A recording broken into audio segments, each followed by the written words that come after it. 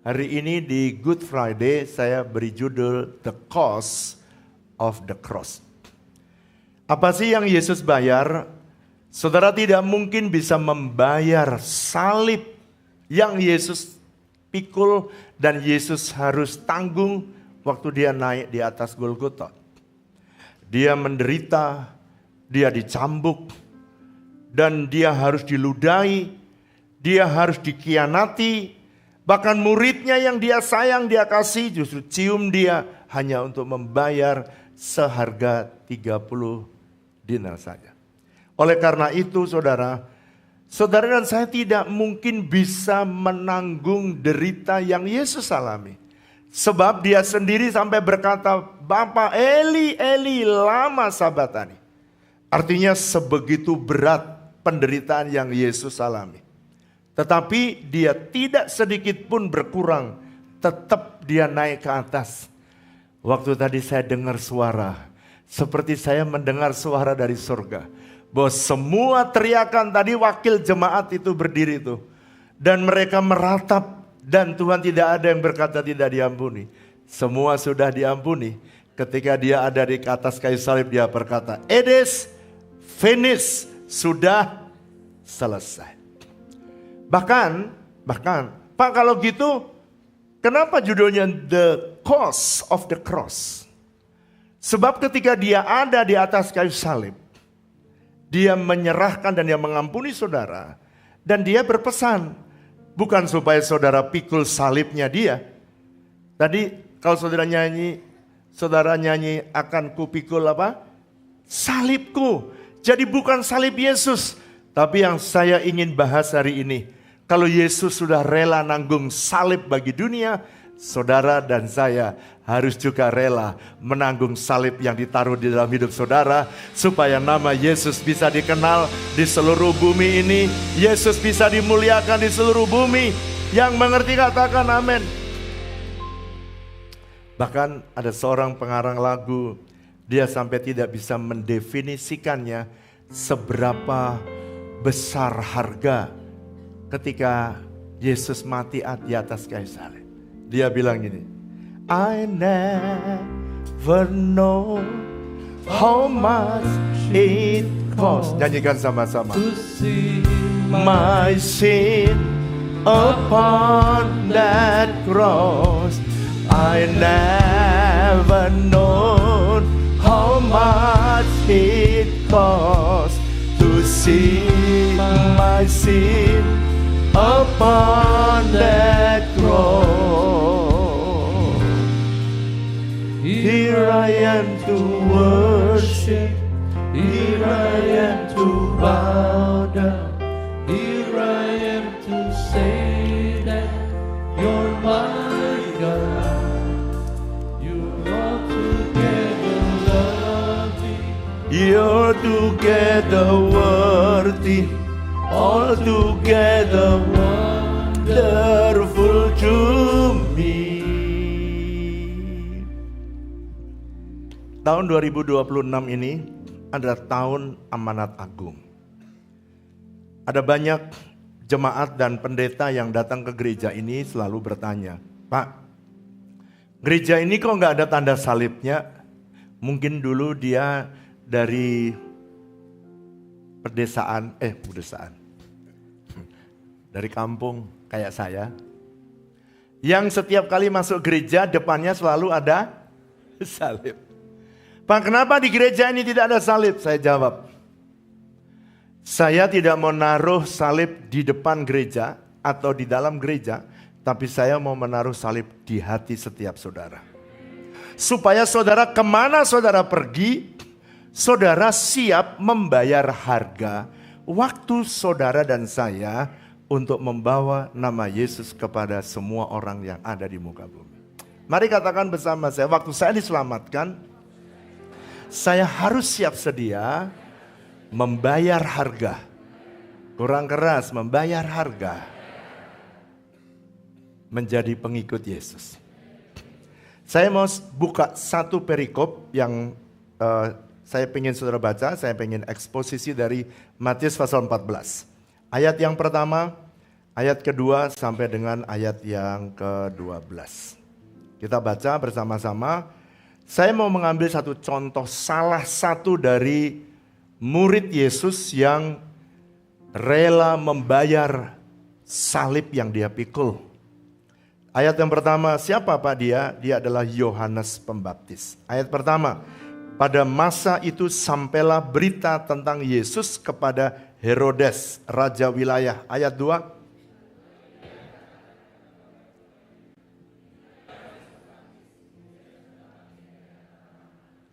Dan itulah sebabnya, sebab memang Herodes telah menyuruh menangkap Yohanes, membelenggu dan memenjarakannya berhubung dengan peristiwa Herodias, istri Filipus, saudaranya. Ayat yang keempat, 1, 2, 3.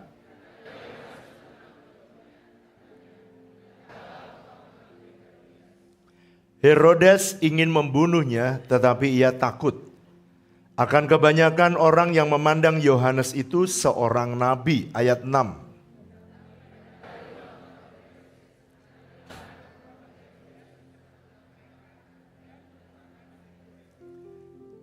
Sehingga Herodes bersumpah dan akan memberikan kepadanya apa saja yang diminta. Ayat 8 dengan suara lebih keras.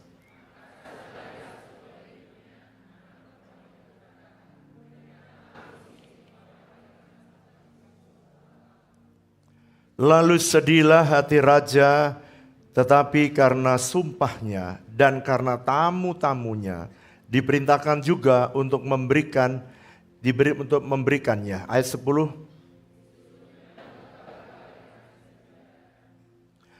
Dan ayat 11. Dan kepala Yohanes itu pun dibawa orang di sebuah talam, lalu diberikan kepada gadis itu, dan ia membawanya kepada ibunya. Ayat 12 dengan suara keras, 1, 2, 3. Kemudian datanglah murid-murid Yohanes, mengambil mayatnya dan menguburkannya. Lalu pergilah mereka memberitahukan kepada Yesus. Saudara, saya mengambil satu contoh daripada salah satu dari saudara, murid Yesus, Yohanes Pembaptis. Apa sih yang dilakukan? Yohanes ini adalah orang yang hidup benar, hidup taat. Dia adalah pribadi yang disuruh oleh Tuhan untuk membuka jalan sebelum Yesus datang.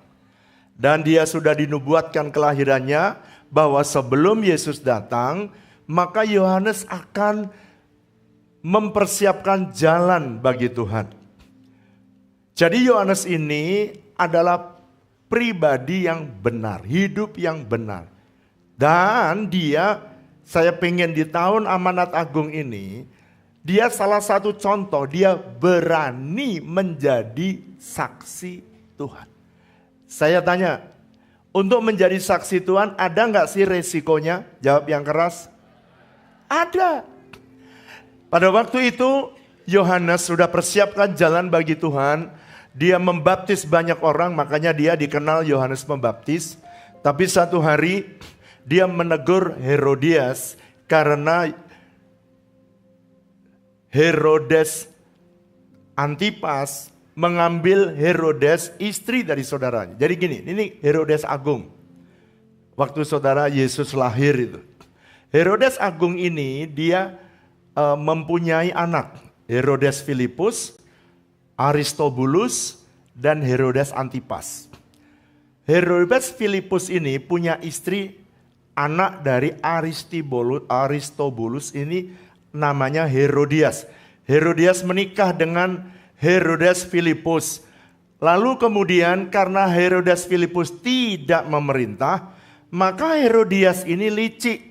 Dia keluar dan menceraikan suaminya, lalu dia menikah dengan Herodes Antipas. Saya tanya, waktu Yohanes menegur Herodias ini, menurut saudara, apakah dia sebagai saksi yang benar atau tidak? Benar. Dia memberitakan kebenaran dan kamu tidak bilang tidak. Halal kamu mengambil istri saudaramu. Herodes ditegur, kamu tidak halal. Itu kan istri Herodes Filipus saudaramu.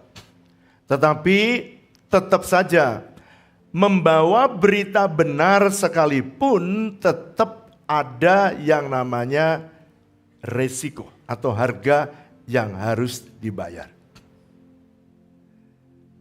Apa yang harus dibayar? Akhirnya Yohanes itu di tengah-tengah Herodias, jadi Herodes Filipus dan Herodias ini, dia menikah dan melahirkan anaknya yang namanya Salome. Salome itulah yang waktu dia menari di ulang tahun Herodes Antipas, dia menari menyenangkan hati Herodes Antipas, maka dia bilang, kamu minta apa saja. Lalu kemudian dia minta hadiah, yakni kepala dari Yohanes. Saudara, dia kenapa? Karena dia dihasut oleh ibunya Herodias. Nah, apa akibatnya? Dia dimasukkan di penjara, tetapi akhirnya dia dipenggal kepalanya. Saya satu hari saya merenungkan ketika mempersiapkan ini. Tuhan bilang gini, kamu mesti mengajar sesuatu yang tidak biasa kamu ajarkan. Mengiring Yesus bukan untuk saudara, yang mengiring Yesus selalu ada harga yang kita bayar. Termasuk Yohanes. Saudara menerima salib, apalagi kalau saudara pakai salib. Minimal saudara ya ada risiko yang harus dialami oleh setiap orang percaya. Minimal kalau saudara ada di restoran, minimal saudara yang pakai kalung salib minimal harus apa? Minimal kalau ada orang lihat saudara pakai kalung salib, maka minimal saudara harus berdoa sebelumnya. Ada cerita ini benar terjadi di Manado. Yang punya restoran ini adalah anak Tuhan. Ada satu conference atau seminar yang besar. Lalu kemudian selesai seminar banyak orang makan di restoran dia. Lalu kemudian ada grup-grup kayak seperti restoran layaknya. Ada meja sana, meja sini. Dia lihat ada orang yang pakai kalung salib makan di situ. Ketika dia makan, karena saking laparnya, seminar itu lama, maka kemudian dia tidak berdoa dan kemudian dia makan. Termasuk pendetanya dan panitianya juga makan di situ. Lalu kemudian dilihat oleh pemilik restoran ini. Pendetanya dan panitianya juga tidak berdoa. Lalu kemudian ada satu kelompok mungkin peserta. Pesertanya ini tidak ada yang pakai kalung salib. Tapi kemudian mereka begitu mau makan, sebelum makan walaupun lapar, dia berdoa. Ketika selesai makan semua, maka grup yang pertama suruh bayar, grup yang kedua dihitung bayaran, termasuk pendeta bayar. Tapi grup yang ketiga dia tanya, Bu, berapa harganya yang harus kita bayar di meja sini? Yang punya ibu tadi, yang punya restoran, dia bilang, kamu tidak usah bayar, buat kamu gratis. Terus dia tanya, kenapa saya gratis? Pak Pendeta malah bayar. Sebab dua rombongan itu saya lihat dari atas tidak berdoa sebelum makan. Kamu saya lihat kamu berdoa sebelum makan. Maka kamu gratis. Tapi jangan berkata nanti kalau berdoa minta gratis loh ya. Saya enggak. Tapi ini satu kesaksian yang menurut saya itu menusuk. Saudara itu bawa salib itu ada konsekuensinya. Tuhan pengen lewat hidupmu nama Yesus bisa sebar. Lewat hidupmu orang bisa percaya kepada Yesus. Lewat tingkah lakumu orang bisa percaya kepada Tuhan Yesus. Yang mau dan setuju katakan. Mari bilang sama saya. Untuk menjadi murid Yesus ada harga yang harus dibayar. Yang setuju katakan. Nah saya mau address mengapa Yohanes orang yang benar. Orang yang saleh, orang yang bersaksi dengan berani, justru masuk penjara, justru dipenggal kepalanya. Waktu saudara baca ini seringkali bergumul. Kenapa? Kok diizinkan Tuhan? Kenapa nggak dilindungi? Hari ini Tuhan pengen pesan 3 ini. Saya mau address 3 alasan kenapa orang benar bisa masuk penjara dan dipenggal kepalanya. Dan karena bersaksi kepada akan nama Tuhan dan dia harus mengalami penderitaan. Alasan pertama, perlindungan Tuhan bukan berarti bebas dari penderitaan. Orang Kristen itu tidak bahagia ketika hanya diberkati. Tetapi orang Kristen harus sadar dan harus tahu bahwa mengiring Yesus ada bagian yang harus dibayar, yaitu rela menderita.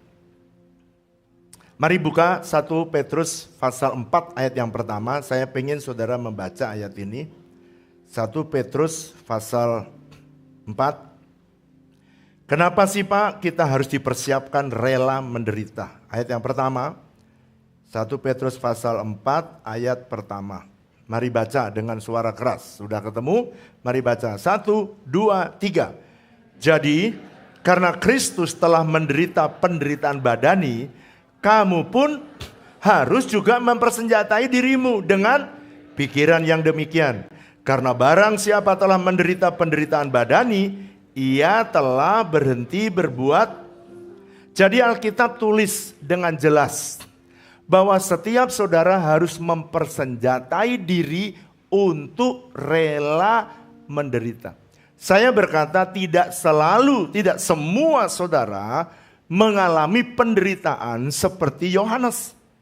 Tetapi Alkitab menulis semua, katakan bersama saya, kurang keras, kurang kencang. Semua kita, gak ada terkecuali. Siapkan dirimu untuk menjadi pengikut Kristus, rela menderita. Why? Kenapa? Sebab kekristenan sekarang itu terlalu lembek. Kekristenan sekarang itu terlalu lunak. Sehingga banyak orang dikenal Kristen tahu dan Kristen tempe. Susah sedikit saja meninggalkan Tuhan. Kecewa sedikit saja sama teman di gereja, tinggalin gereja. Padahal Tuhan Yesus sudah mati di atas kayu salib untuk dia. Kenapa sih begitu mudah? Baru ada penderitaan sedikit di pekerjaan, di bisnis. Baru aja penderitaan sedikit. Sudah meninggalkan Tuhan. Tetapi jemaat WTC adalah jemaat yang setia kepada Tuhan. Sekalipun ada dalam penderitaan, tetaplah setia kepada Tuhan. Apapun harga yang harus kita bayar, tetaplah setia kepada Tuhan. Yang mengerti katakan, berapa banyak saudara berkata, Tuhan, aku mau mencintai Tuhan untuk selama-lamanya. Angkat tanganmu bilang, ku mau cinta Yesus selamanya. Ku mau cinta Yesus selamanya. Meskipun badai silih berganti dalam hidupku, ku tetap cinta Yesus selama. Angkat tangan, katakan, ya Abba, ya Abba. Ini doa kami. Ini aku anakmu, layakan. Ini komitmen umatmu Tuhan. Hidupku. Ya Abba, ya Abba, Bapa. Ini aku anak, pakailah sesuai dengan rencana. Ada seorang hamba Tuhan namanya Rick Warren. Dia berkata, God does not promise an easy path, but He promise His presence. Tuhan itu tidak berjanji kalau kamu jalan dengan Tuhan itu easy path, jalan yang mudah. Tapi dia berjanji untuk menyertai saudara. Dia tidak peduli sesulit apapun, tapi dia berjanji untuk menemani saudara di masa sulit sekalipun. Saudara ya, pada waktu saya kasih contoh nih. Pada waktu saya disuruh oleh Tuhan, lagi doa di Sidon yang ke-8, saya duduk sila. Waktu doa tiba-tiba Tuhan bilang, di usia kamu yang ke-8, aku serahkan 8 kota, Sidon yang ke-8, aku serahkan 8 kota dan kabupaten yang ada di Banten Barat. Saudara, saya pada waktu itu, saya langsung tahu betapa berat bayaran yang harus dibayar. Tapi perintah Tuhan haruslah tetap dikerjakan. Makanya saudara, saya perintahkan untuk anak-anak mulai pergi. Dia pergi memberitakan Injil ke sana. Step by step, saya kirim ada 6 tenaga misi, saya kirim ke Banten Barat. Saudara, pada waktu kita buka Cilegon, baru saja dibuka. 2 minggu berikutnya langsung dieksekusi untuk tutup. Dan kemudian mereka lapor, Pak, mereka menggunakan SK Bupati bahwa di Cilegon tidak boleh ada gereja, ada SK-nya. Jadi mereka tutup, Pak bagaimana caranya? Ya saya bilang, udah kalau kamu ditutup, ya tutup hari ini. Tutup, oh tutup Pak, tutup. Pak minggu depan bagaimana? Ya buka lagi. Nanti kalau kamu buka, kamu lihat kanan kiri, ada nggak orang yang mau pengen nutup lagi? Ternyata waktu dia buka, dia suruh tutup lagi. Saya ini bertanya kepada Tuhan, Tuhan, kalau saudara yang ngikutin gimana gereja kita ini di usia ke-8, saya disuruh Tuhan untuk perang ke Sidon, Banten Barat, sebelum saya duduki Banten Barat.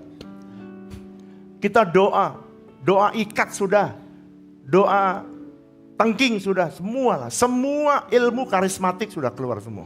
Ikat sudah, tengking sudah, semua ilmu karismatik sudah keluar. Apalagi tendang sudah, doa keliling udah, semua sudah dikerjakan. Ada yang saran saya, Pak, coba Bapak doa minta dirajah-rajah setannya. Enggak alkitabiah itu. Mana ada begitu. Di tengah-tengah saya frustasi. Tiba-tiba saudara saya doa keliling sama elders dan istri pakai mobil saya tuh keliling sudah seluruh Banten. Pengerja naik bus keliling seluruh Banten. Tujuan saya menghancurkan semua jin, wewe gombel, gondoruo dan kawan-kawan. Saya bilang kenapa sih Tuhan, baru 1 aja sulitnya bukan main. Gimana menduduki 8 kota. Satu hari ketika saya lagi berdoa, tiba-tiba Tuhan bicara kepada saya. Mereka tuh ya benci nama Yesus. Mereka benci kamu karena kamu Kristen. Dia benci banget dengan Kristen. Kamu benci banget dengan mereka benci dengan nama Yesus. Tapi dia tidak akan benci kalau kamu alirkan kasih Kristus. Saya kaget. Ini tuh yang belum saya lakukan. Saya panggillah semua anak-anak saya panggil, ayo kamu cari persoalan. Cari masalah yang ada di Cilegon. Lalu kemudian kamu kumpulkan, terus kamu lapor saya. Dia bilang, Pak, di sana ada anak yatim yang perlu disunat, Pak. Ada berapa? Ratusan, Pak. Lalu kemudian ada orang-orang miskin perlu sembako, perlu pakaian. Dan ternyata sekarang saya suruh kamu pergi ke MUI, kamu pergi ke Ustadz, kamu pergi ke kepala pesantren. Kumpulkan semuanya, mereka mau nggak kita bikin bakti sosial. Saudara saya kaget mereka responnya bagus sekali, hebat sekali. Mungkin saudara jarang ya dengarkan ini udah 12 tahun yang lalu, 14 tahun yang lalu. Waktu gereja kita berumur 8 tahun. Lalu kemudian ketika mereka, saudara, digelar itu pesta rakyat di Cilegon. Dan saya bersama dengan hotel yang kita pakai. Tiba-tiba ketua MUI berkata begini, ketua MUI Cilegon. Saudara-saudara, kalau ada yayasan yang kaya, nih jadi kita disebut kaya saudara. Ya kita amenkan saja ya, karena memang saudara kaya semua kan. Minimal saudara anaknya Tuhan Yesus itu dianggap oleh mereka itu orang kaya. Sudah amenkan saja, jadi kenyataan saudara. Ini saya niruin kata MUI. Pokoknya kalau ada yayasan yang membangun seperti ini dan mau memperhatikan orang miskin di Cilegon, bikin kegiatan apa saja, aman. Dalam hati saya, haleluya. Berarti ada masa depan gereja ada di Cilegon. Saudara mau lihat videonya? Mau? Pidatonya, silakan media buka. Kebaktian 1 tidak saya buka video. Tapi kebaktian 2 tadi saya duduk di situ. Mungkin ada saudara yang dapat sesuatu. Media bisa tolong on.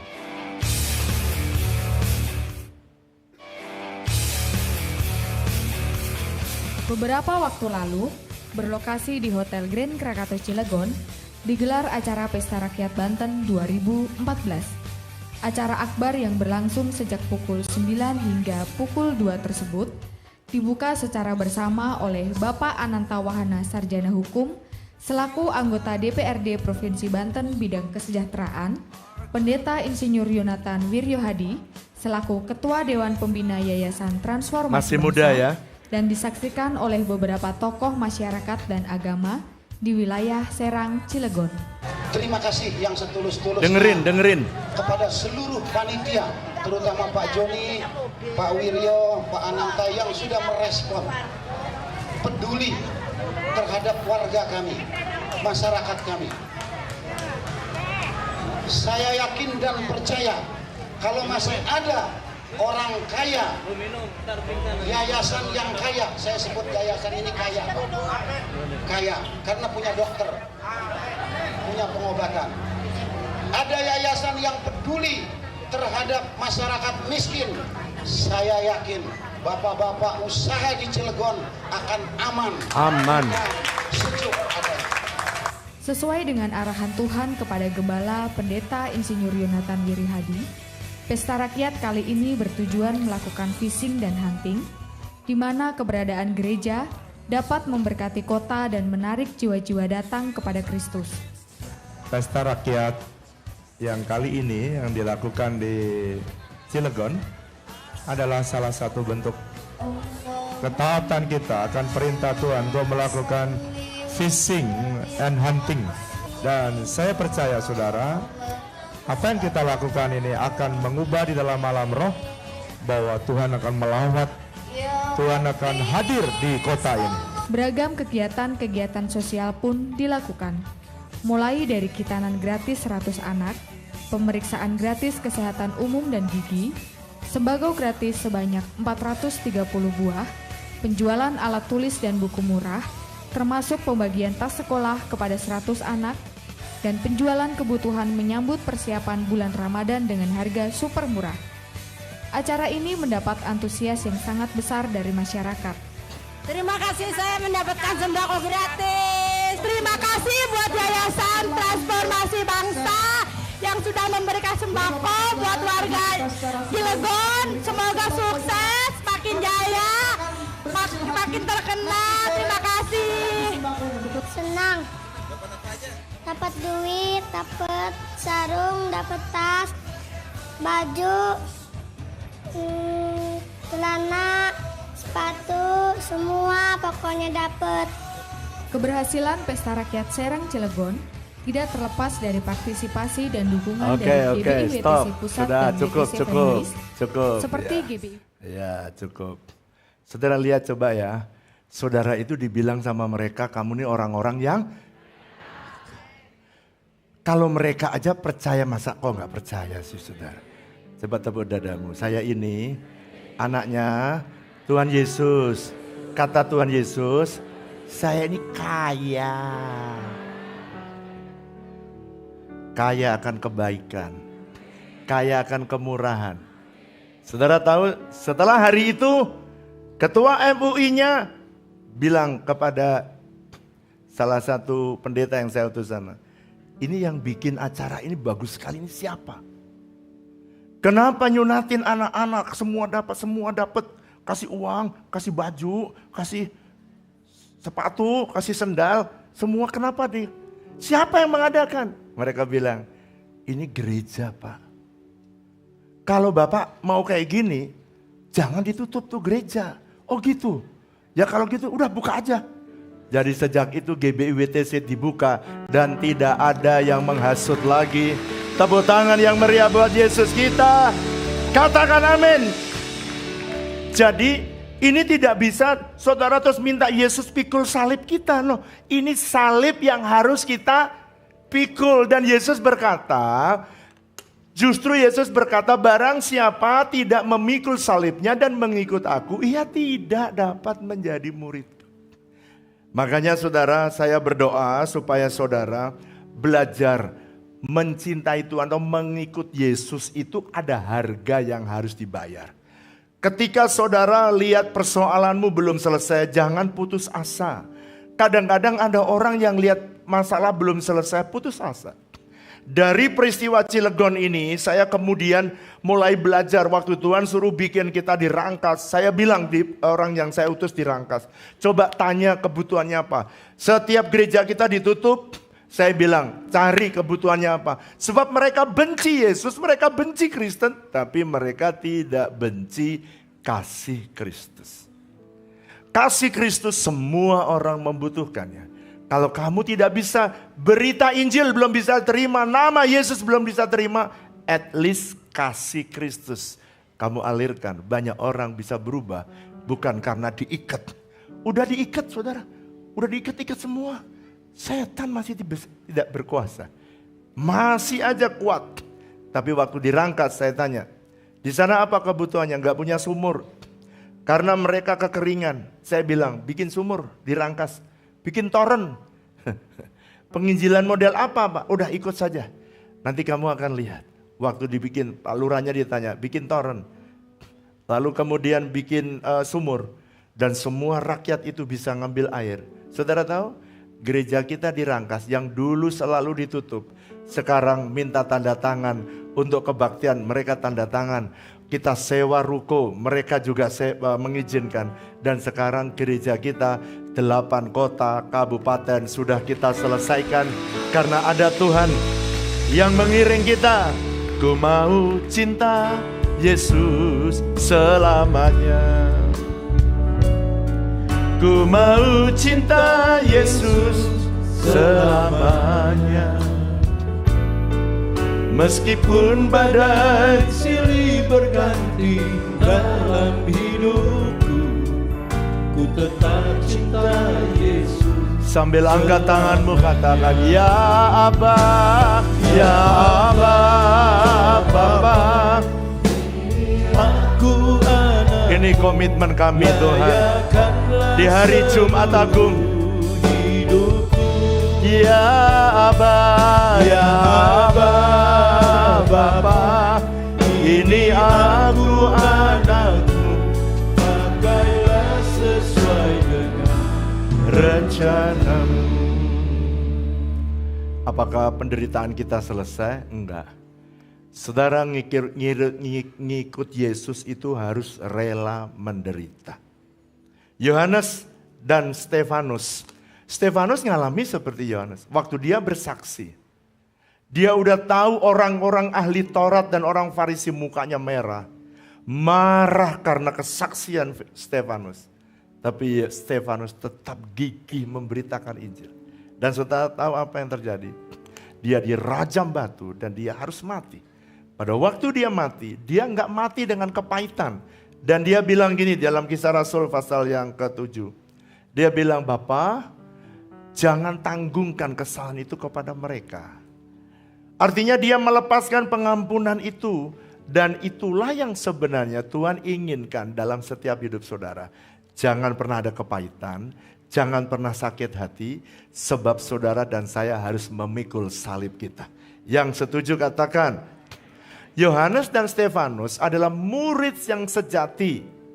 Walaupun mereka orang benar, walaupun mereka orang yang hidupnya sesuai firman, mereka rela menanggung penderitaan, bahkan rela mati di atas kesaksian yang mereka bangun setiap hari.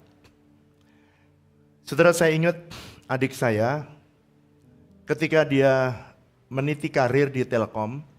Adik saya ini masuk di Telkom dari bawah, ya lulus dari sarjana Telkom, sekolah Telkom. Dia masuk di level bawah. Terus naik. Dia kuliah di luar negeri beberapa kali, di Jerman, di Prancis, di Amerika. Sampai akhirnya dia cepat sekali naik di posisi atas. Tapi begitu dia naik ke posisi 5, mungkin dari 30 ke 5 atasin. Begitu dia mau masuk ke 5, dia selalu minta didoakan sama saya. Saya tanya, memang kenapa kok kamu minta didoakan? Biasanya juga kamu jalan seperti biasa. Lalu dia cerita, gini Mas, begitu saya masuk di 5 level besar ini, saya selalu di interview ada fit and proper test. Lalu Biasanya fit and proper test aku nih menang. Dan ketika kemarin, ini level yang kelima, dia cerita. Ketika saya di fit and proper test, si pengujinya itu dia bilang gini, ada nggak yang pinter kayak gini, tapi jangan yang Kristen.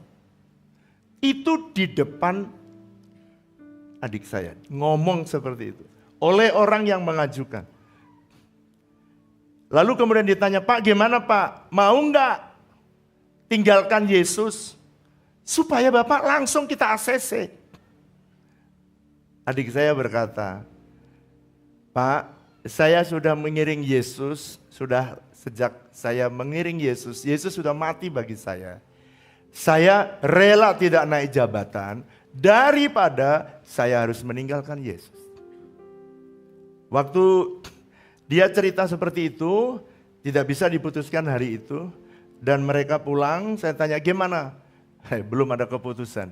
Seminggu kemudian mereka rapat. Dan kita memang tidak dapat orang yang sepinter dia ini ya. Kok ya hanya satu syaratnya, cuman kenapa dia Kristen ya. Tapi setelah 1 minggu, keluarlah surat keputusan bahwa adik saya dinaikkan, dipromosi ke level yang lebih tinggi.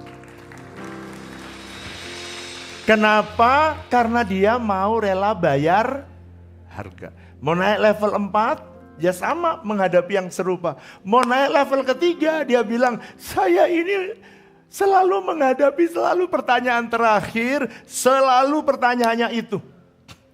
Kenapa ada nggak yang lebih pinter dan tidak Kristen? Saya mau beritahu, orang luar tuh melihat saudara kaya, melihat saudara pinter, saudara itu terampil. Saya berdoa biar jemaat WTC tahulah kamu bahwa Yesus mati di atas kayu salib. Dia ingin memberikan segala-galanya bagi saudara dan saudara harus cinta Yesus. Segala-galanya harus kau berikan kepada dia, layak menerima pujian. Tepuk tangan yang meriah buat Yesus kita. Katakan amin.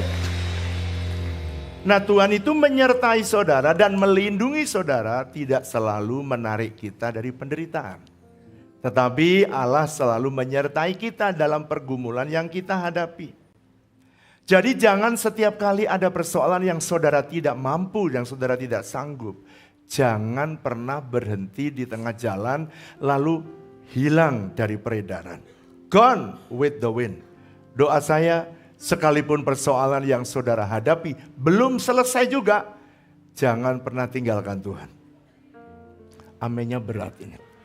Emang khotbah ini amennya dari tadi berat saudara. Khotbah yang enak itu amennya lebih enak.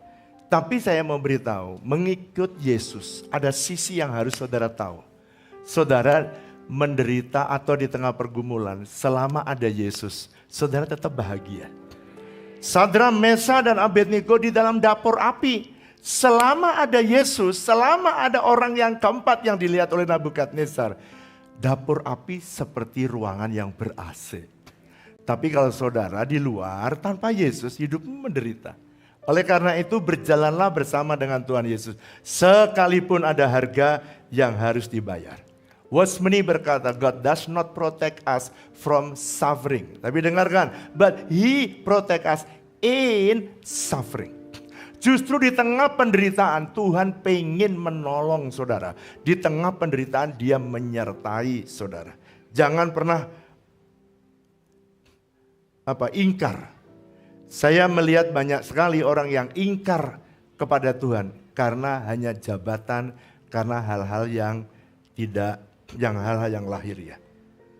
Nah, ada orang berkata, Pak, kenapa ada orang yang penderitaannya itu akhirnya mati? Kenapa Sadrak, Mesha dan Abednego sekalipun dia berkata, kalaupun Tuhan mau menolong, Dia pasti akan menolong saya. Tapi kalau Tuhan juga tidak mau menolong, kasih tahu ya kepada Raja Nabukadnezar, sorry aku tidak akan memuja patung yang Tuhan kudirikan. Saudara perhatikan. Jadi walaupun udah ditaruh dapur perapian, kalau memang tidak harusnya mati, dia nggak mati. Jadi kalau saudara ada yang dibawa Tuhan bersaksi dan harus mati, ini statement saya. Orang yang mati sebagai martir, adalah orang yang memperoleh kasih karunia oleh Tuhan untuk mati sebagai martir. Kalau saudara bersaksi takut mati, udah kamu nggak bakal mati deh, percaya aja. Karena untuk mati itu perlu kasih karunia. Jadi orang yang mati di dalam Tuhan, Pak kenapa begitu? Coba baca Wahyu pasal yang kedua, baca dengan suara keras. 1, 2, 3. Coba baca dengan suara keras. 1, 2, 3.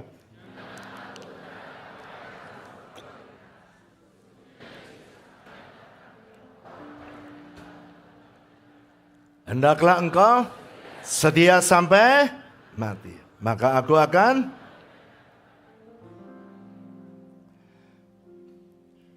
jadi Tuhan berjanji, kalau kamu setia sampai mati, aku akan mengaruniakan kepadamu mahkota apa saudara? Kehidupan. Bahkan murid-murid Yesus sebagian besar mati itu jadi martir. Paulus dipenggal, Petrus disalib, terbalik. Filipus disalib, Thomas ditombak, Bartolomeus dikuliti sampai darahnya habis. Alfeus dipenggal, Andreas disalib X, Yakobus dipenggal kepalanya, Matius ditusuk pedang, Matias dipenggal kepalanya, Tadeus ditusuk tongkat, Simon Zelot dibelah tubuhnya. Coba saudara perhatikan, murid-murid Yesus, dia tidak pernah mundur selangkah pun ketika dia harus pikul salibnya. Saya berdoa waktu saudara tadi nyanyi, akan kupikul salibku. Itu nyanyian yang bergetar di dalam hatimu. Bahwa harga apapun yang harus dibayar, saudara setia kepada Tuhan.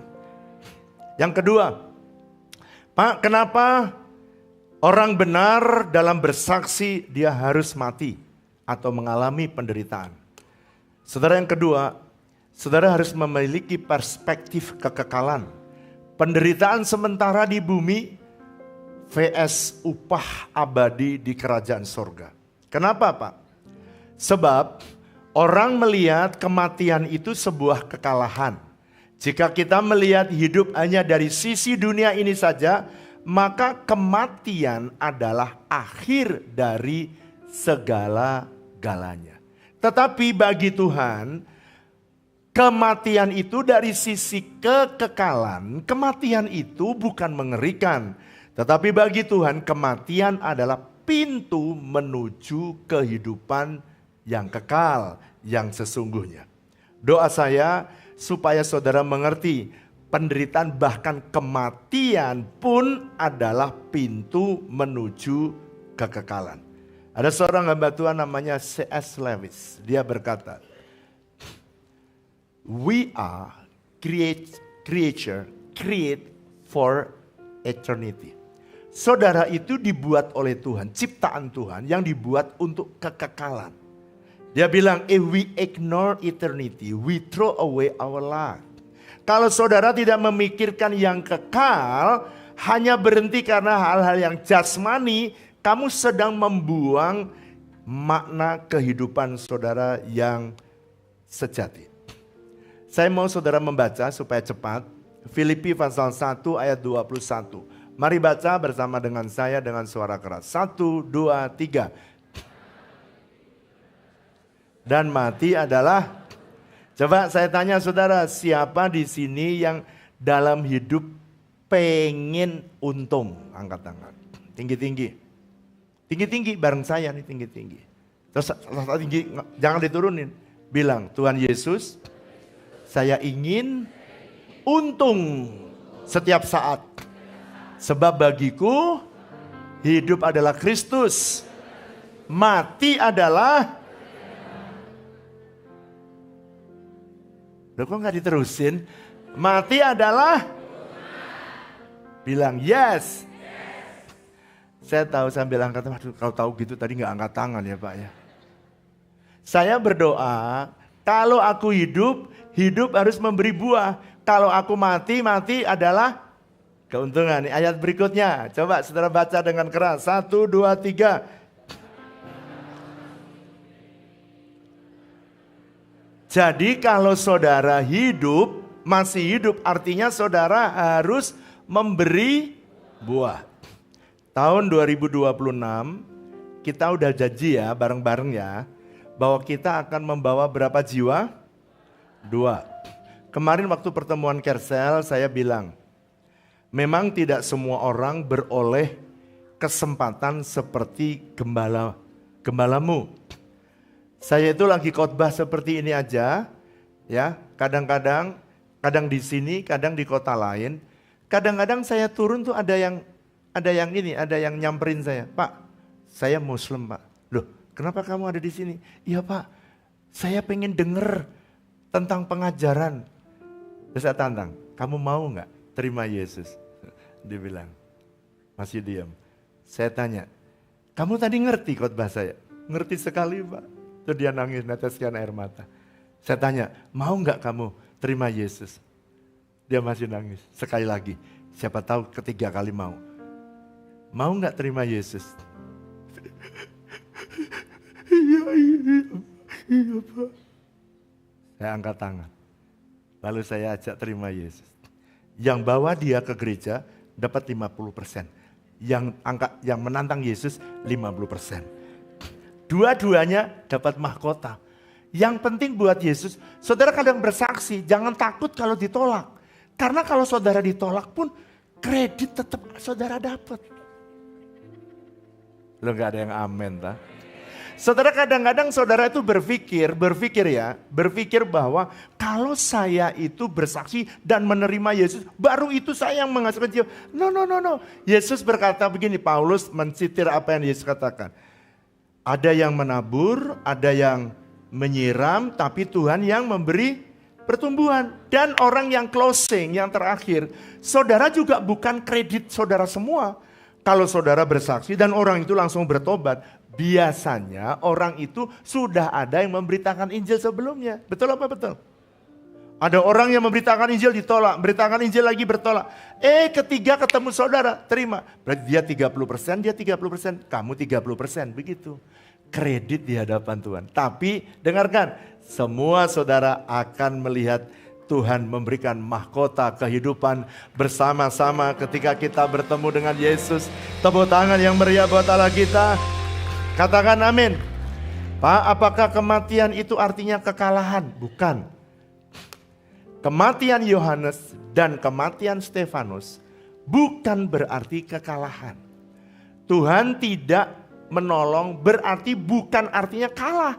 Saudara diizinkan punya persoalan bukan berarti kalah. Kematian bagi Tuhan adalah kemenangan yang sempurna.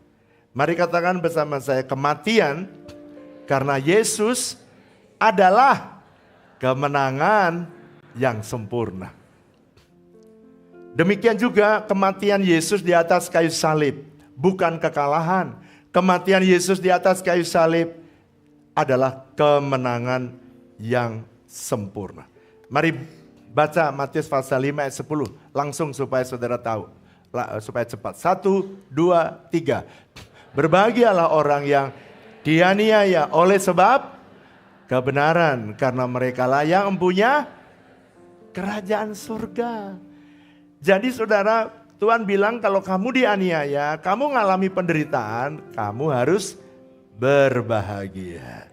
Saya tanya, kenyataannya waktu menderita berbahagia atau tidak? Tidak, tapi Tuhan bilang berbahagialah dan jangan tinggalkan Tuhan. Nah, saya pesan kemarin kepada ketua-ketua Kersel, saya bilang gini, saudara jangan mencari jiwa ya yang selalu berbeda ya. Tapi ada juga orang-orang Kristen yang tidak mau ke gereja lagi karena kepahitan. Ada apa tidak? Kalau kamu bisa dapatkan mereka, kamu bisa bawa, kamu closing satu. Kalau ada orang yang karena bertengkar jemaat satu dengan jemaat yang lain, dia pergi dan kepahitan. Ada nggak orang yang seperti ini? Ada. Saya suka jumpai dan saya suka pungut orang-orang yang dari comberan seperti itu. Why? Karena orang-orang yang di comberan itu juga Yesus sudah mati bagi dia. Makanya jangan izinkan semua orang yang meninggalkan Tuhan tetap meninggalkan Tuhan. Siapa tahu lewat hidup saudara di tahun amanat agung, saudara bisa bawa mereka, bawa 2 jiwa, bawa kepada Tuhan. Nanti akhir tahun ini, saya pengen saudara semua merayakan kemenangan. Karena Tuhan memberikan jiwa yang terindah bagi setiap saudara. Dan saudara akan menerima mahkota kehidupan. Tapi saudara, kalau yang memenangkan jiwa ada mahkota sukacita, ada mahkota kemegahan. Saudara nanti akan bermegah di dalam Tuhan. Ada seorang hamba Tuhan, Joel Canfield, dia berkata, God not only work through good, but he also work from evil he permit. Yang ketiga sekarang, Tuhan bisa memakai segala sesuatu untuk mendatangkan kebaikan. Siapa Pak yang menjadi contohnya? Contohnya adalah kesaksian Herodias yang membuat Yohanes dipenggal kepalanya, dan Herodes Antipas dia terpaksa memerintahkan memenggal kepalanya. Satu hari dia lihat Yesus. Waktu dia lihat Yesus, perhatikan, Allah mampu memakai kejahatan Herodias untuk melaksanakan rencana Tuhan. Apa itu? Ketika Yesus tampil seperti Yohanes Pembaptis, Herodes jadi takut. Apa sih yang ditakuti? Ini ayat ini. Waktu dia takut, dia bertanya, apakah Yohanes bangkit? Coba baca bareng-bareng Markus 6 ayat 16, 1, 2, 3. Bukan, dia itu Yohanes yang sudah kupenggal kepalanya dan yang bangkit lagi. Dengarkan ini. Sometimes kesaksian dari Yohanes, kematian itu hal yang buruk dalam hidup dia di mata dunia, justru membawa orang itu jadi takut dan gentar kepada Tuhan. Tidak ditulis dalam perikop ini Herodes Antipas bertobat, tapi saya mau beritahu banyak orang karena kebaikan hidup saudara, karena kesaksian hidup saudara, dia merenung, apakah nanti kalau aku nggak terima Yesus, aku tidak menerima keselamatan. Sehingga satu hari orang itu datang dan menyembah kepada Tuhan Yesus. Ini kesaksian Yohanes. Itu menghantui hati nurani orang-orang yang bersalah. Yohanes memang mati, tapi kematiannya tidak membuat dia kalah. Tetapi kematiannya justru membuat banyak orang sadar akan kebutuhan akan juru selamat. Mari kita bangkit berdiri sama-sama. Kita datang. Kalau saudara mungkin hari ini menghadapi persoalan saudara yang belum selesai juga, yakinlah bahwa Tuhan tidak pernah meninggalkan saudara. Amin saudara. Tuhan setia dengan hidup saudara dan dia tidak pernah meninggalkan saudara.